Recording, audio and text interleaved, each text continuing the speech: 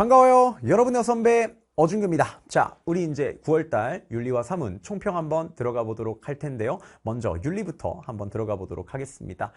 일단은 윤리 같은 경우에 굉장히 어려웠다라고 이야기할 수 있겠는데, 이 시험이 좀 어려우면은 시험 본 당일 그리고 이제 시험을 보고 나서 바로 그 직후에 여러분들이 좀 이제 너무 어려웠어 라고 하는 그런 생각이 조금 잠겨 있어요. 그래서 일주일 정도 지금 이제 시간이 지났잖아요. 이제 좀 제정신이 돌아왔을 거고, 지금은 우리가 좀 이제 냉철하게 앞으로의 다음 스텝을 준비해야 되는 그런 시점 아니겠습니까? 그래서 여러분들한테 좀 냉철하게 나의 다음 스텝이 무엇이어야 하는가 하는 부분을 조금 전달을 해드리도록 하겠습니다. 뭐 어려웠다, 시험이 어려웠다는데 뭐 이견이 있습니까? 이견이 없죠. 그죠? 커트라인이 말해주는 겁니다. 원점수 44점. 굉장히 어렵다고 볼 수가 있겠고요. 근데 그에 비해서 조금 특이한 게 오답률이 막 엄청 높지는 않아요. 그죠? 오답률이 막 엄청 높진 않습니다. 80% 막 90%씩 되는 문제는 없고, 그냥 5번 문제, 뭐 10번 문제, 16번, 11번이 다 고만고만한데, 제가 생각했을 때는 이제 쭉 이제 봤을 때, 누가 저한테 제일 어려운 게 뭐였어요? 라고 물어보면, 그러니까 제일 어려운 게 뭐였냐? 이번 시험에서 가장 어려운 문제는 나는 16번이었다 라고 생각을 하거든요. 개인적으로 제가 풀면서 제일 어렵다고 느꼈어요. 그리고 10번 같은 경우에도 제가 풀면서 야, 이렇게까지 문제를 낸다고? 뭐 이런 생각을 제가 했었습니다. 그래서 제가 조금 오답률 발표가 나오고 나서 의외였던 게, 그리고 질문 게시판을 보면서 5번에 대한 질문이 너무 많은 거예요. 그래서 이제 이 부분이 조금 의외였다라는 생각이 조금 드는데, 일단은 어려웠다고 하지만, 예를 들어 윤사 같은 경우에는 똑같이 어려웠지만, 이거보다 조금 더 어렵긴 했지만 똑같이 어려웠지만 오답률 나온 게 조금 달라요. 어떤 점에서 다르냐면, 커트라인이 내려가니까 아주 사람들이 엄청 다 같이 공통적으로 틀린 문제가 이제 있는 거죠. 근데 생윤 같은 경우에는 막 80%짜리는 없지만, 내가 봤을 때는 이 어느 정도 상위권 친구들이 공통되게 틀린 어떤 주제들이 존재를 한다라고 이제 이야기할 수가 있을 것 같아요. 그러니까 오답률이 비교적 막 80%, 90%까지 가진 않고, 근데 대부분의 친구들이 이제 여러 개를 같이 겹쳐서 틀리면서 커트라인이 조금 낮아지게 된 게 아닌가라는 그런 생각을 하는데, 거두절미하고 일단 어려웠는데요. 이게 어렵다는 거를 그냥 막연하게 어려웠어라고 생각하면 안 돼요. 이게 무슨 소리냐면, 그러니까 우리가 어려웠기 때문에 앞으로 이 부분에 대해서 대응을 조금 더 열심히 해봐야 되겠습니다 라고 얘기하면 결국 대책을 세워야 된다는 얘기인데, 이게 대책을 세울 때, 그러니까 어떤 게 어려웠는지에 대해서 잘 알고 대책을 세워야 정확한 대책이 나오지 않겠어요? 그러니까 어떤 식의 대책을 제가 좀 비판하는 거냐면, 예를 들어서 내가 5번을 틀렸어요. 근데 내 생각에는 5번을 내가 틀렸는데, 이게 형벌윤리에 대해서 내가 앞으로 1시간, 2시간 더 공부하고 막 지엽적인 내용들을 커버한다 그래서 내가 5번 선지를 맞췄을까? 라고 생각하면 제 생각엔 그건 아니라는 거예요. 그러니까 문제를 틀렸는데 왜 틀렸을까에 대한 고민이 여러분들이 조금 선행이 돼야 된다. 그래서 제가 그거를 좀 분류를 해드리려고 이 총평을 지금 찍고 있는 건데, 그러니까 예를 들어서 5번하고 11번 문항, 그러니까 형벌윤리하고 롤스의 정의론 문항은 우리가 배웠던 내용을 토대로 우리가 유출을 했을 때 충분히 맞출 수 있는 그런 문제라는 거죠. 그러니까 결국 5번하고 11번 문항은 아는 걸 이용해서 문제를 풀 수 있도록 낸 거기 때문에, 얘는 뭐에 포커스가 가야 되는 거냐면 추론에 포커스가 여러분들 가야 되는 거다, 이렇게 우리가 생각을 할 수가 있습니다. 근데 반면 16번하고 10번은 그러니까 이런 건 대비가 되게 어려운 거예요. 그러니까 예를 들어서 16번하고 10번 같은 경우에는 칸트의 예술론, 물론 독해로 풀 수가 있죠. 16번도 어느 정도 독해적 접근이 가능하죠. 그러니까 오답률이 막 미친 듯이 올라가지는 않았을 거야. 그냥 평범한 제시문을 주고 선지를 그렇게 냈으면 오답률 80% 갔을 겁니다. 근데 어쨌든 추론을 할 수 있게 줬기 때문에 오답률 자체는 조금 낮아졌지만, 그러니까 얘는 뭐냐면 모르는 내용이에요. 예를 들어서 칸트의 무관심성, 그거를 우리 교육과정 내에서 칸트의 예술론을 배우고 어떻게 알 수 있죠? 예를 들면 모겐소의 도덕론, 모겐소가 생각하는 보편 도덕과 국가 간의 도덕의 어떤 차이, 그거를 우리가 교육과정에 있는 내용들만 읽고 사실 어떻게 알 수 있죠? 그게 쉽지가 않다는 거예요. 그러니까 10번과 16번 문제 같은 경우에는 내가 원래 모르는 내용이었다라는 거에 조금 더 집중을 해서 앞으로의 공부 포인트를 잡아야 되는 거예요. 그러니까 10번과 16번은 어떤 것의 문제냐? 이건 지엽의 문제예요. 근데 엄밀히 말하면 제가 여러분한테 전달해드리고 싶은 게, 5번하고 11번으로 오답이 조금 모였죠. 근데 아까도 얘기했지만 이거 말고 밑에 가면은 오답률이 다 비스무리해요. 그러니까 말씀드리고 싶은 게 뭐냐면은, 대체로 5번이나 9번이나 11번이나 14번이나 19번이나 20번 요 문항들은 다 그냥 난도가 그냥 고만고만해요. 근데 어떤 거는 한 10%포인트 정도 오답률이 높고 어떤 거는 10%포인트 정도 오답률이 낮고 이건 어디서 결정되냐면 그냥 선지 구성에서 결정이 되는 거예요. 그게 뭔 소리냐? 쉽게 말해가지고 기역, 디귿, 리을 선지랑 기역, 디귿 선지가 같이 있으면 한 10%포인트 정도 더 틀리는 거고 애들이. 그죠? 근데 기역, 디귿, 리을 선지가 조금 헷갈리는데 선지가 기역, 디귿밖에 없어. 그럼 그냥 소거해가지고 기역, 디귿을 찍으니까 맞추는 거고 그냥 거의 그 정도에서 차이가 나는 문항들 난도라는 거죠. 그냥 선지를 싹 삭제한 다음에 1, 2, 3, 4, 5 기니 딜이 준 다음에 뭐가 맞니? 이걸 물어보면은 어차피 오답률은 다 비슷할 만한 문항들이라는 거예요. 제 기준에서 보았을 때. 그래서 방법이 조금 여러분들이 대비를 할 때 조금 달라져야 된다라고 제가 생각을 하는 게 이제 어떤 거냐면은 결국 이 5번, 9번, 11번, 14번, 19번, 20번 이런 문제들을 틀린 거는 주제별로 대비를 하는 거는 별로 큰 의미가 없다는 거예요. 그러니까 이거는 이 주제가 어렵기 때문에 내가 틀렸다 이렇게 생각을 하시면 안 되고 대체로 어떤 거 5번이랑 11번 같은 문항에서 조금 더 여러분들이 틀릴 수 있었던 건 경쟁하는 선지가 얼마나 조금 더 난도가 있었느냐. 그렇죠? 여러분들이 조금 더 오답으로 찍을 만한 선지가 있었느냐 없었느냐. 요 정도의 차이인 거고 사실 5번하고 11번을 제외한 나머지 뭐 9번이나 14번이나 19번이나 20번이나 이런 문제들을 보면 선지 구성 자체가 쉬워요. 명백하게 아닌 걸 제끼면은 정답이 나오도록 막 2개짜리 선지로만 구성된 문제들도 있고 그렇다 보니까 정답률이 조금 높아진 거지 이 주제들을 내가 잘 알고 있기 때문에 정답률이 높아진 거는 좀 아니라는 생각을 해볼 필요가 있다는 거죠. 그래서 제가 항상 강조하는 거죠. 소거를 해서 문제를 풀었을 때는 기니디리에서 어떻다? 내가 제대로 제끼지 못했었던 그러니까 직접 판단하지 않고 간접적으로 판단해서 문제를 풀었던 그런 선지들에 대해서 명확하게 오답을 해서 대비를 하는 작업이 매우 필요하다. 이렇게 이제 볼 수가 있겠습니다. 그래서 저는 이렇게 나누고 싶어요. 오답률이 비교적 높았던 문항들 중에서 16번과 10번은 굉장히 틀릴만 했다. 그죠? 이건 뭐 독해를 떠나가지고 틀릴만한 문제들이었다라는 생각을 하고요. 5번하고 9번하고 11번하고 14번하고 19번하고 20번 이 중에 무언가를 내가 틀렸다라고 한다면 이거는 이 주제를 공부할 게 아니라 전체적인 내가 추론 능력을 좀 배양해야 이게 앞으로 조금 더 나아질 수 있다는 말씀을 조금 드려요. 그래서 16번하고 10번처럼 조금 모르고 지엽적인 내용들 같은 경우에는 여러분들이 충분히 학습을 하실 수 있도록 제가 해설 강의에서 이 내용들을 여러분들한테 말씀을 드렸고 앞으로 이제 다다음 주에 제가 이제 엔제를 출간하는데 출간하게 될 엔제에서 여러분들한테 이 내용을 다룰 것이며 또 니부어라고 하는 학자가 이제 오랜만에 되게 출제가 되었죠. 그래서 제가 사상가 특강 완강하고 원래 바로 엔제로 넘어가야 되는데 올해는 뭘 할 거냐면 잊혀진 사상가의 특강을 하나 만들어서 사상가 특강은 아니고 그러니까 좀 잊혀졌던 주제들에 대한 짤막한 한 3시간 정도 되는 특강을 준비를 해서 여러분들한테 좀 잊혀진 주제들을 해드려보는 그런 이제 시간을 조금 가질 거거든요. 그래서 엔제가 출간이 일주일 정도 미뤄졌다는 거 참고해 주시면 되는데 자, 그래서 대비 방법이죠. 16번과 19번처럼 앞으로 좀 모르거나 지엽적인 것들은 생윤에서 어쩔 수가 없는 부분들입니다. 근데 막말로 16번하고 10번을 틀리고 나머지를 다 맞추더라도 여러분 점수는 44점 1등급이 나오기 때문에 제가 맨날 말씀드리죠. 어차피 모르는 거는 나만 모르는 게 아니라 남들도 다 모르기 때문에 이게 생각보다 여러분의 그 성적에 큰 영향을 끼치지 않아요. 거기서 독해를 조금 잘하면 내가 맞출 수 있는 거고 아니면 그냥 기도 메타로 가야 된다고 제가 맨날 말씀드리잖아요. 근데 5번, 9번, 11번, 14번, 19번, 20번 이 문항들을 여러분들이 보내줬다면 이거는 좀 뼈아프게 생각을 해야 돼요. 충분히 내가 알고 있는 내용들을 바탕으로 해서 추론을 했다면 맞출 수가 있었던 그러한 이제 문항들이었을 거거든요. 그래서 여러분들한테 제일 추천하는 거, 뭐 제 강의 뭘 들어라, 뭐 이런 걸 떠나가지고 무조건 일단 해설을 좀 보셔야 된다는 거. 제가 항상 얘기하죠. 저는 A니까 A예요. 라는 식의 해설을 매우 싫어해요. 제가 어떻게 해서 이 선지에 O라는 대답으로 귀결됐는지, 어떻게 해서 이 선지에 대한 정오 판단이 X라고 귀결됐는지를 되게 명료하게 말씀드리고 또 여러분들과 제 생각이 달라지는 지점들에 대해서 이렇게 생각하시는 분들도 있을 수 있는데 왜 이렇게 생각하면 안 되는지에 대한 사고 과정을 잡아드리는 그런 해설을 하잖아요. 그래서 주요 문항을 찍는데도 해설을 1시간을 합니다.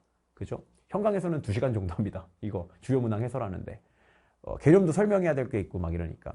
그래서 제가 여러분들한테 그렇게 해설을 해드렸기 때문에 사실 제가 총평해서 뭐 이렇다 저렇다 이렇게 떠드는 것보다 그냥 해설 한번 보셔라.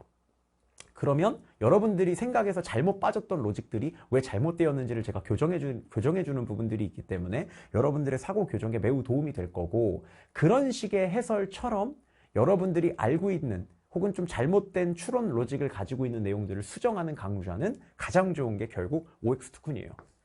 이게 결국에는 볼륨이 좀 많죠. 하지만 남은 시간이 한 2달 정도라고 했을 때 그 2달 동안 못 들을 정도의 볼륨은 절대 아니고요.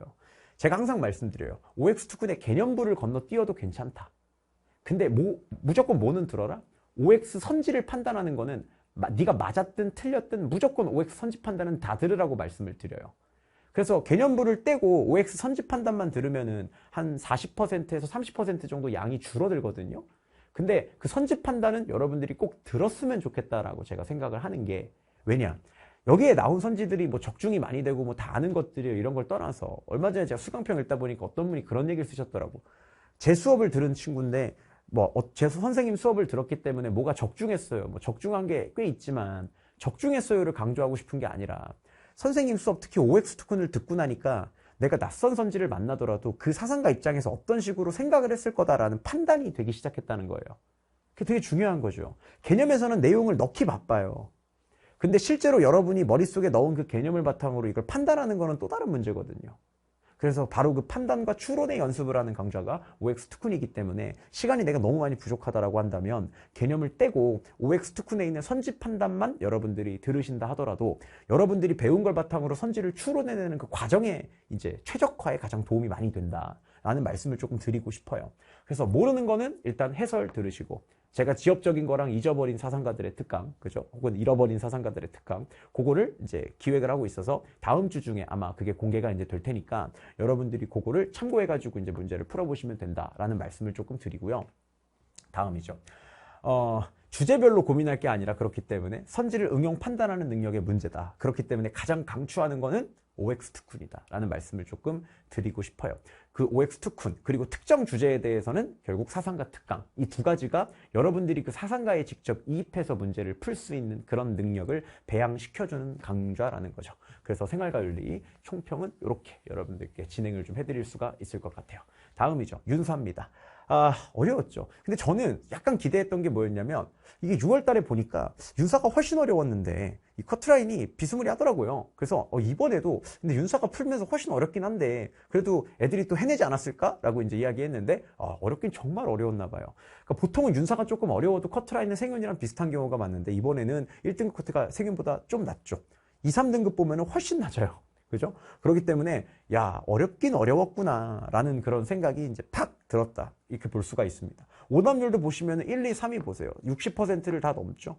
그죠? 그렇기 때문에 기본적으로 굉장히 어려웠다라는 거고, 14번 칸트 문제 같은 경우에는 야, 이거를 과연 어떻게 풀라고 낸 걸까라고 하는 그러한 생각. 이 정도면은 사실상 교과서로 공부를 할 게 아니라 거의 그 윤리 형이상학 정초나 윤리 형이상학 책을 가지고 칸트를 공부해야지 이 맞추라는 거 아닌가? 라는 생각이 조금 들 정도로 상당히 난도가 조금 높았다, 이렇게 이제 이야기를 할 수가 있을 것 같아요. 그랬을 것 같고, 스피노자도 진짜 만만치 않았죠. 정약용 같은 경우도 만만치 않았는데, 근데 윤사는 오히려 생윤하고는 조금 다른 대비가 좀 필요하다는 생각이 들어요. 왜냐면 밑줄 친 주제들 보면은 어때요? 그냥 계속 끊임없이 어렵다라고 생각을 해오고 계속 그렇게 문제를 내왔던 그런 이제 주제들이 어렵게 출제가 된 것이기 때문에, 이 주제들은 어쩔 수 없이 이 주제별로 지엽적인 내용들까지 훑을 수 있게 준비가 되는 게 여러분들 입장에서 굉장히 필요한 작업이다 라는 말씀을 조금 드리고 싶습니다. 매우 어려웠죠. 그래서 매우 어렵지만 정답이 손을 들고 있는 문항들이 여전히 존재하고, 그리고 결국엔 이런 문항들을 한두 개 정도는 내가 기도메터로 보내준다고 하더라도 1등급은 충분히 나오는 시험. 왜냐면 이 주제들이 어려운 거는 나만 어려운 게 아니라 우리 모두 다 같이 어려운 것이기 때문에, 사실은 요 1, 2, 3위 정도의 문항을 제외하면 나는 왜 나머지 문항을 못 맞췄을까 라고 하는 거에 여러분들이 우선 포커스를 맞춰야 됩니다. 내가 3등급이나 아니면 2등급 후반이다 라고 생각되시는 그런 분들 같은 경우에는 정약용이나 스피노자나 칸트를 왜 못 맞췄을까에 집중을 해서는 여러분들이 얻어갈 수 있는 점이 그렇게 많지가 않아요.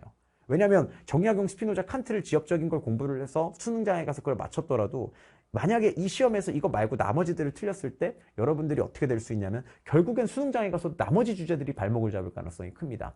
그렇기 때문에 두 가지 대응이 좀 필요한 것 같아요. 내가 1등급을 맞았다, 그래서 한 2개 정도, 2개 이내로 틀렸다라고 생각하시면, 이런 주제들을 틀렸다면 이제 앞으로 해나가셔야 될 게 이 주제들을 꼼꼼하게 다루는 거, 그게 가장 중요합니다.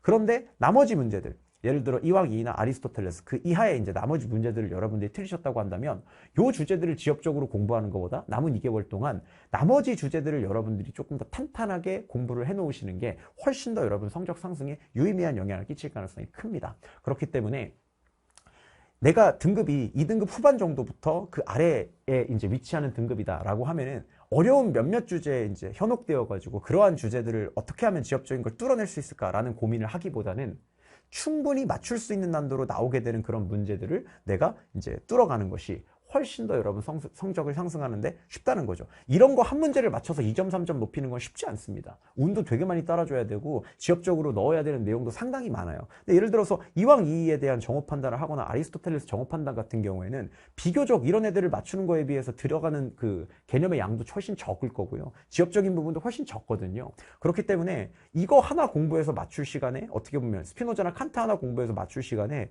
얘네 둘 같은 경우에는 그 시간에 얘네 둘을 2개를 공부할 수도 있어요. 이런 주제를.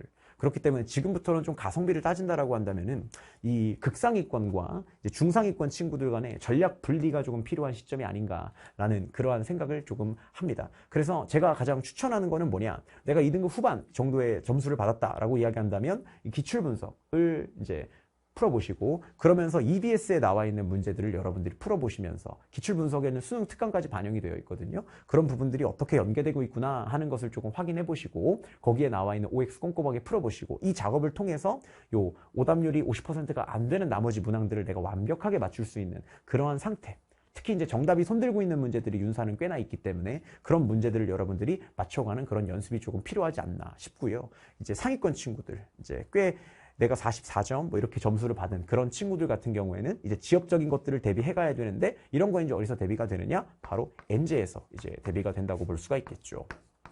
그래서 나에게 이슈가 되는 문제가 무엇인가 하는 거에 따라서 전략 분리가 조금 필요한 과목이 윤사다. 이렇게 조금 말씀을 드릴 수가 있을 것 같습니다. 작년 수능에 비해서도 난도가 높은 편이었기 때문에 어렵게 느끼는 게 정말 당연하다. 근데 윤리는 늘 생각해야 돼요. 시험이 어렵다고 느껴지면 나만 어려운 게 절대 아닙니다. 나만 어려운 게 아니라 우리 다 같이 어려운 시험이다라고 볼 수 있기 때문에 여러분들 커트라인이 알아서 여러분들을 보호해 줄 거니까 자신 있게 여러분 판단하시고 문제를 풀어주시는 자세가 또 중요하지 않겠나 싶습니다. 다음이죠. 사회문화 우리가 총평 한번 들어가 보도록 하겠습니다. 자, 사회문화는 저는 얼마 전에 제가 수강평 딱 봤잖아요. 너무 인상 깊은 수강평. 제가 현장에서 여러분들한테 계속 얘기하고 다녔던 주제인데 누군가가 제가 총평 찍는 날 딱 총평 준비하고 있는데 수강평을 딱 올려줬더라고요. 제목이 사회와 기관 신문이에요. 제가 아직도 기억나요. 개념에서도 한번 얘기했고 언제도 한번 얘기했냐면은 엔제에서 제가 한번 얘기했어요. 엔제에다 달아주셨으면 조금 더 좋았을 텐데. 자, 엔제에서 제가 뭐라고 얘기한 게 아니라, 엔제에서 거의 똑같은 비슷한 올해 그 구평과 거의 똑같은 문제를 제가 출제를 한번 했어요. 뭐냐면, 아마도 대중매체를 이용했던 것 같은데, 대중매체가 사회화기관이라는 걸 이용해가지고 개수를 맞추는 문제를 제가 한번 낸 적이 있습니다. 엔제에서. 그래서 그 문항도 있었고, 사실 이 부분이 제가 작년부터 굉장히 강조해 오던 부분 중에 하나예요. 이게 제가 뭐라고 말씀드렸냐면 그 수업에서 정확하게 사회와 기관이 대중매체를 포함한다. 그러니까 다시 말하면 대중매체가 사회와 기관이라는 걸 모르는 사람은 없다. 그런 사람은 없다. 근데 대부분 애들이 왜 틀리냐면 내가 읽고 나서 지문을 딱 읽을 때 이게 대중매체라는 걸 의식하기가 매우 어렵고 순식간에 지나가니까. 왜냐면 대중매체라고 나오지 않거든요. 대중매체에 속하는 수많은 것들이 나오죠. 뭐 신문이 될 수도 있고 유튜브가 될 수도 있고 인스타그램이 될 수도 있고 카톡이 될 수도 있고 다양한 것들이 나오기 때문에 대중매체라는 걸 읽으면서도 대중매체라는 걸 인식하기가 매우 어렵다. 그래서 대중매체 종류를 좀 알아두시면서 대중매체가 제시문에 나오면 집단은 아니지만 사회화기관일 수 있어 라는 걸 의식적으로 조심하셔야 된다라는 말씀을 드렸어요. 왜 이 얘기를 드렸냐면 작년부터 EBS에서 계속 유튜브를 사회화기관으로 세도록 하는 문제가 출제가 계속되는 거예요. 그래서 제가 작년부터 이 얘기를 계속 강조하고 있었거든요. 그래서 올해 개념에서도 사회화기관 하면서 한번 말씀드렸고 엔제에는 비슷한 문제를 제가 출제를 해가지고 그 문제를 말씀드리면서도 한번 얘기를 했어요. 이거 문제 풀면서 다들 못 봤지? 이렇게 당한다. 대중매체가 사회화기관인 걸 모르는 사람은 없는데 읽을 때 이게 사회화기관이라는 걸 받아들이는 사람이 잘 없다.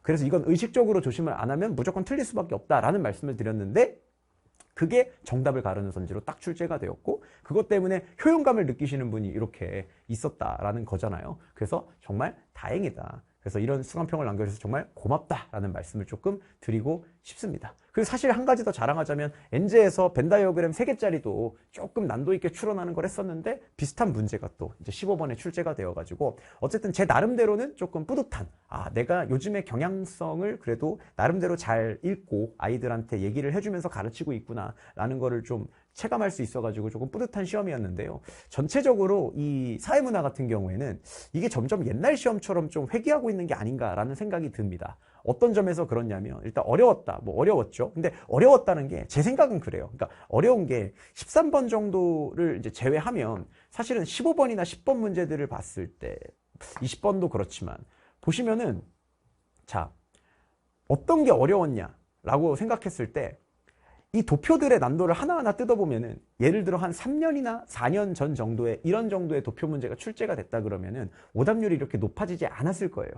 근데 이게 지금 오답률이 어느 정도 높게 올라오는 가장 큰 이유는 뭐냐면 이 문제들 자체가 절대적인 측면에서 어려웠다기보다는 최근에 우리한테 도표에서 풀기를 요구하는 어떤 논리적인 그 스킬들, 그리고 최근에 우리가 이 도표를 풀 때 필요했던 어떤 계산 능력, 이런 것들에 비해서 계산 자체도 조금 많고, 그리고 필요한 논리도 조금 더 복잡하게 그렇게 이제 출제가 되었다. 이렇게 이제 볼 수가 있어요. 즉, 절대적 난도가 어려워서 막 이 정도 도표를 어떻게 풀어요? 이런 난도는 아니에요. 다들 보시면은. 근데 당황을 한 거지.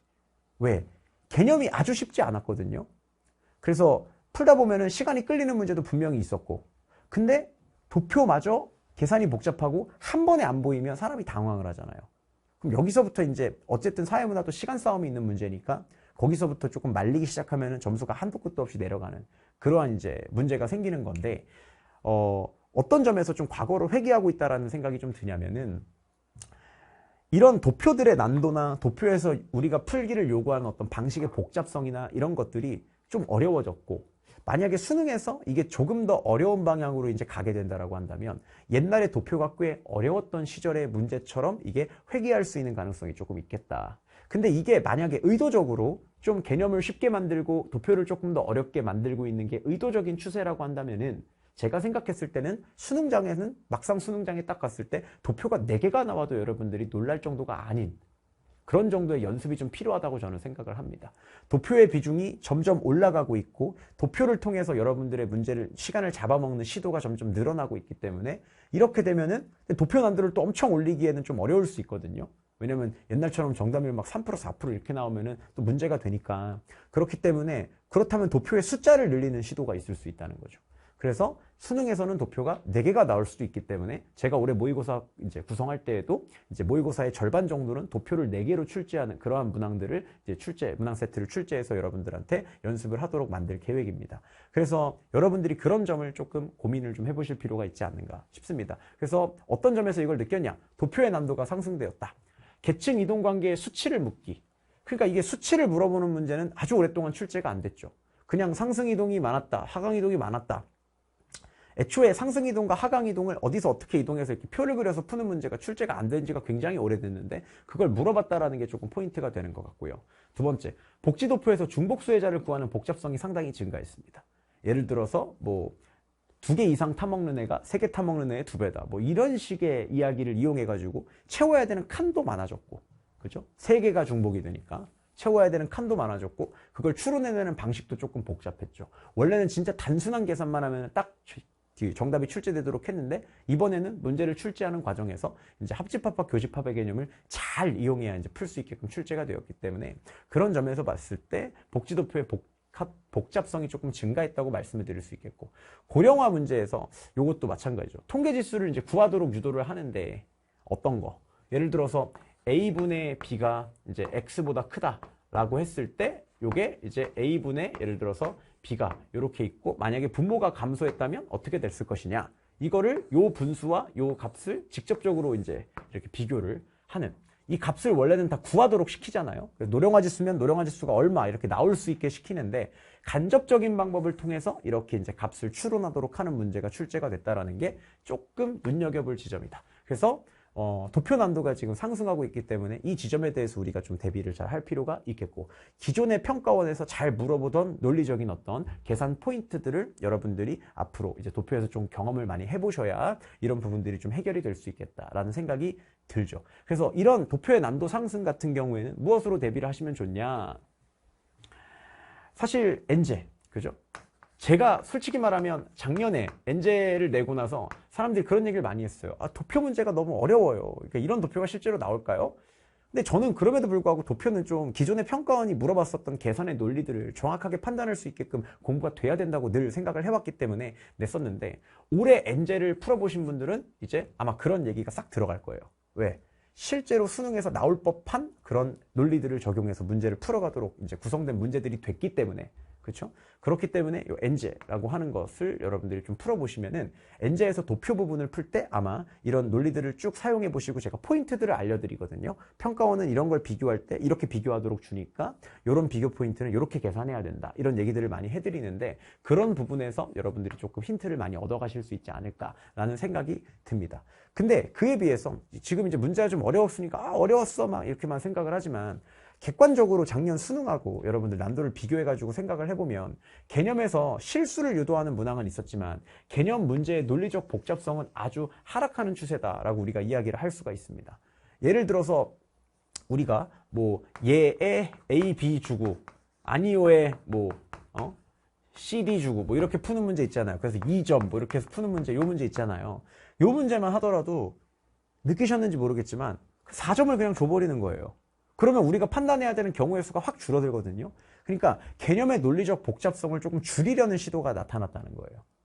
그러니까 우리가 13번 문제가 조금 어려웠기 때문에, 이게 뭐 사회화 기간이 어쩌고저쩌고 이게 어려웠으니까 이거에 포커스를 맞출 게 아니라 전체적인 개념 문제를 여러분이 한번 싹 훑어보시면 개념이 작년 수능이나 아니면 재작년에 나왔었던 평가원 문제들하고 비교를 했을 때 뭐 집단 개수를 세는 거에 개수만 따져보더라도 옛날에 집단 엄청 많이 나올 때 막 집단 막 13개씩 나오고 그랬어요.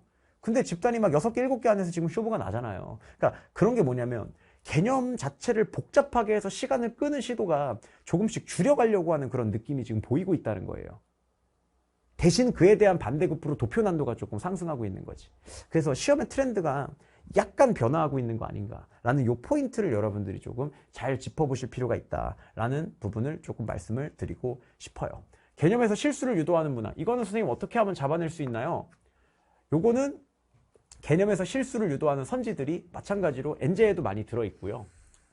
내가 문화의 속성 같은 거에서 조금 실수를 많이 한다라고 하시면은 스피드 기출 분석, 스피드 개념의 기출 분석에 가시면은 제가 각각의 문제마다 해설해 보면은 밑줄을 다 그어놨어요. 어떤 개념 포인트들이 문제에 나올 수 있기 때문에 조심해야 된다. 예를 들어 뭐 문화는 모든 행동을 의미하는 거는 아니다. 뭐 이런 거를 다 밑줄을 그어놨기 때문에 비타민 교재로도 판매하고 있으니까 교재를 사신 다음에 해설을 아마 참고해 보시면은 여러분들이 조금 모르거나 지엽적인 내용들을 잘 정리할 수가 있는 그런 교재가 될 거라고 생각을 합니다.